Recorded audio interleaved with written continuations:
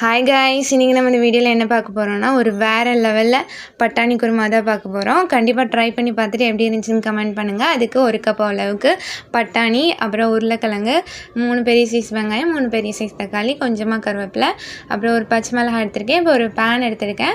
Pan நல்லா சூடானதும் ஒரு 2லேருந்து 3 டேபிள் ஸ்பூன் அளவுக்கு எண்ணெய் சேர்த்துட்டு பட்டை, கிராம்பு, பிரியாணி இலை, கொஞ்சமாக சோம்பு சேர்த்து நல்லா பொரிஞ்சதுக்கப்புறமா நம்ம கட் பண்ணி வச்சுருக்க மிளகாய் எடுத்துக்கிறேன். மிளகாவும் நல்லா வதங்கினதுக்கப்புறமா இப்போ வந்து வெங்காயம் சேர்த்து நல்லா வதக்கி விட்டுக்கிற போகிறேன்.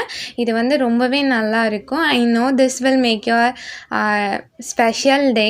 ஆக்சுவலாக இப்போ நல்லா வதங்கினதுக்கப்புறமா நம்ம வந்து கருவேப்பிலை சேர்த்துருக்கேன். இப்போ வந்து தெரியும் அந்த ப்ரௌனிஷாக ஆயிடுச்சு. ப்ரௌனிஷாக ஆனதுக்கப்புறமா 1லேருந்து 1.5 டேபிள் ஸ்பூன் அளவுக்கு இஞ்சி பூண்டு பேஸ்ட் சேர்த்துக்கோங்க. இஞ்சி பூண்டு பேஸ்ட் எவ்வளோ சேர்த்துக்கிறீங்களோ அந்த அளவுக்கு நமக்கு ஸ்மெல் அண்ட் டேஸ்ட் ரொம்பவே நல்லாயிருக்கும்.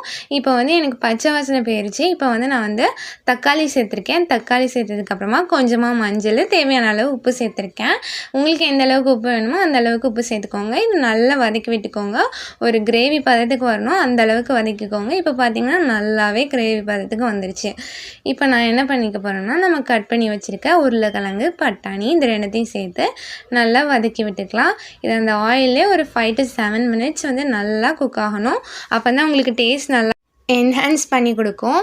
ஸோ இந்த மாதிரி நல்லா வதக்கிக்கோங்க. இந்த வீடியோ பார்த்துட்டு இருக்கும்போதே இந்த வீடியோ கண்டிப்பாக பிடிச்சிருந்துச்சுன்னா அப்படியே ஒரு லைக்கு தட்டி விட்டுட்டு அப்படியே பாருங்கள். இப்போ இந்த அளவுக்கு நல்லா வதக்கி விட்டுட்டா 5 மினிட்ஸ் ஆயிடுச்சு எனக்கு. இப்போ நான் வந்து கார மிளகாத்தூள் சேர்த்து நல்லா கலந்து விட்டுக்க போகிறேன். அவ்வளோதாங்க குக்கிங் வந்து ரொம்பவே ஈஸியான ஒன்று தான். நான் மற்றவங்க சொல்கிறது வந்து நமக்கு காம்ப்ளிகேட்டடாக இருக்கும், பட் செய்யும்போது அவ்வளோ ஈஸியாக இருக்கும். குயிக்காகவும் செஞ்சு முடிச்சிடலாம். இப்போ வந்து ஒரு மிக்ஸி ஜாரில் கொஞ்சமாக தேங்காய் சேர்த்துட்டு ஒரு பெரிய சைஸ் வெங்காயம், ஒரு 1/2 தக்காளி சேர்த்து நல்லா இந்த ஃபைன் பேஸ்ட் அரைச்சிக்கோங்க. இப்போ வந்து இதை வந்து நான் சேர்த்து இந்த பட்டாணியில் சேர்த்து நல்லா வதக்கி விட்டுக்கிற போகிறேன். இப்போ ஒரு கப் அளவுக்கு தண்ணியை சேர்த்து நல்லா கலந்து விட்டுட்டு நம்ம வந்து ஒரு மூடி போட்டு ஒரு க்ளோஸ் பண்ணி ஒரு 10 to 15 மினிட்ஸ் நல்லா குக் பண்ணி விடலாம். இல்லை உங்களுக்கு டைம் இல்லை அப்படின்னா நீங்கள் தாராளமாக குக்கரில் வச்சு 3 விசில்ஸ் விட்டு எடுத்திங்கன்னா ரொம்பவே டேஸ்டியான பட்டாணி குருமா ரெடி ஆயிரும். இதை ஒரு டைம் செஞ்சு பார்த்திங்கன்னா அடிக்கடி செய்ய சொல்லி கண்டிப்பாக வீட்டிலேருந்து கேட்பாங்க. இப்போ பார்த்திங்கன்னா நல்லா கொதிச்சிருச்சு. எனக்கு வந்து தண்ணி கொதிச்சிருக்கு, ஆனாலுமே இந்த உருளைக்கிழங்கு பட்டாணி வந்து இன்னுமே நல்லா குக் ஆகலை.